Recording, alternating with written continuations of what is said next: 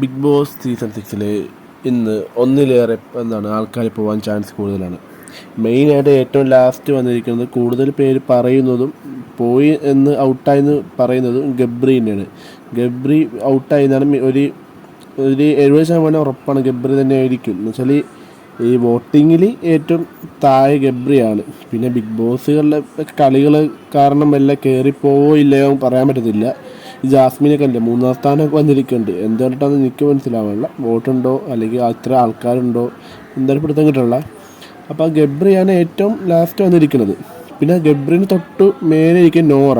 അപ്പം പലരും പലരും കുറേ പേര് ചോദിക്കുന്നുണ്ടായിരുന്നു നോറ ഔട്ടായെന്ന് കേൾക്കുന്നുണ്ടല്ലോ. കുറേ പേര് കമൻറ്റ് ഇട്ടിരുന്നുണ്ട്, കുറേ പേഴ്സണലി മെസ്സേജ് ചോദിക്കുന്നുണ്ട് നോറ ഔട്ടായെന്ന് വെച്ചിട്ട്. അത് നമുക്ക് ഒരിക്കലും ഒഫീഷ്യലായിട്ട് കൺഫേം ചെയ്യാൻ പറ്റില്ല. എന്നാലും പോകാൻ ചാൻസ് ഉണ്ട്. ഒന്നിലേറെ ആൾക്കാർ പോകണേൽ നോറയും പെടും. എന്താ വെച്ചാൽ ഈ ഗബ്രിയാണ് ഏറ്റവും ലാസ്റ്റ് വന്നിരിക്കുന്നത്. 8-ാം സ്ഥാനം ഗബ്രിയാണ്, 9-ാം സ്ഥാനം ഗബ്രിയാണ്, 8-ാം സ്ഥാനം നോറ. ഗബ്രിക്ക് തൊട്ട് മേലെയാണ് നോറ വന്നിരിക്കുന്നത്. അപ്പോൾ ഒന്നിലേറെ 2 എവിക്ഷൻ ഉണ്ടെങ്കിൽ ഗബ്രി നോറയും പോവും. ചെറിയ വ്യത്യാസം മാത്രമേ ഉള്ളൂ. പിന്നെ അതിനെ തൊട്ട് മേലിൽ ഋഷി വന്നിട്ടുണ്ട്. നേരത്തെ അൻസിബായിരുന്നു, കുറച്ചിപ്പം മേളിൽ ഋഷി വന്നിട്ടുണ്ട്. ഋഷിക്കും ഈ നോറയ്ക്കും വലിയ വ്യത്യാസമില്ല, ചെറിയ വേരിയേഷൻ മാത്രമേ ഉള്ളൂ. എന്നാലും ഋഷി പുറത്താകാൻ ചാൻസ് കുറവാണ്.